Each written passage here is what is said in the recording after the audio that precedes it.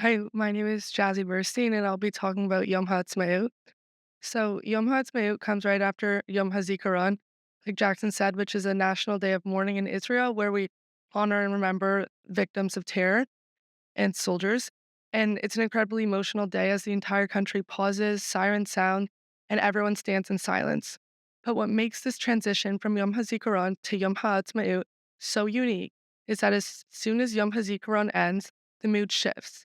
Not out of disrespect, but to honor those who sacrificed their lives by celebrating for what they fought for, the independence of the Jewish state. It's a moment of national pride, unity, and resilience. We were so beyond fortunate to spend Yom Ha'atzmaut in Israel. It's hard to put into words how meaningful it felt. In previous years, we celebrated at school with festivals and ceremonies, which were always nice, but nothing compares to being in the heart of Israel for this day. The second it began, the entire country lit up. Israelis pulled over their cars on the streets to dance. Music was playing at every corner. People were waving flags, walking around with huge smiles, barbecuing in parks, and celebrating with unmatched energy and love for their country. No other group of people will ever feel connected to a country as much as the Jewish people do with Israel.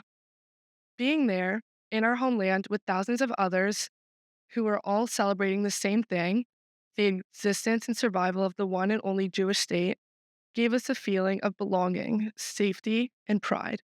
All I can say is we felt completely at home. Being there with the beautiful survivors on our trip, seeing their smiles light up during celebrations and gatherings during the holiday is a moment I am so grateful for and I will carry with me forever. But what made this experience even more unforgettable was how it all unfolded. The night before, on Yom HaZikaron, we found out that the forest fires in southern Israel had gotten so bad that the roads were blocked. We couldn't get back to our hotel. To be honest, at first we all thought it was a joke when they told us, so we all started to laugh. Then those laughs turned into frustration and disappointment. None of us packed any extra clothes, chargers, toothbrushes, or anything to spend the night with because we anticipated going back to the hotel at the end of the day. But there is something about being in Israel that changed everything and lightened the mood for everyone. Instead of focusing on what we didn't have, we focused on what we did have. We had each other, the survivors, the energy of Yom HaAtzmaut beginning, amazing food, music, and the powerful sense of unity. We partied that night with Israelis, danced, sang, and celebrated with everyone. We slept in a random hostel that night, and honestly, it just added to the adventure. Another story to tell our families at the dinner table.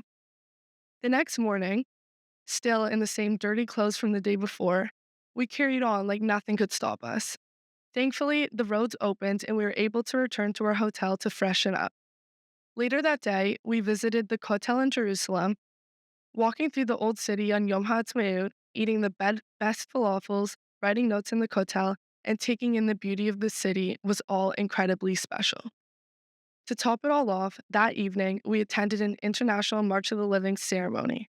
Before we even entered the venue, everyone was dancing outside to Israeli music, holding hands, spinning in circles, and taking sunset pictures.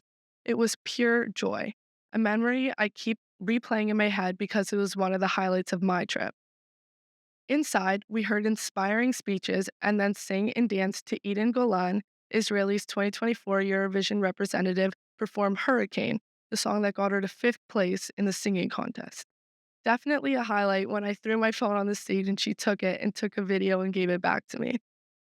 That kind of celebration, the level of love for a country, is not something you see every day, especially not in Toronto. It was just so powerful, emotional, and unforgettable. This day was without a doubt one of the biggest highlights of my trip.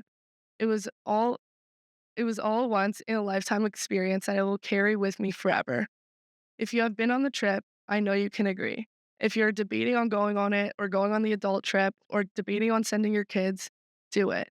Nothing in Toronto was worth missing out on this special, meaningful, and impactful trip that changed my Jewish identity and the memories and friendships that I will carry with me forever. Thank you.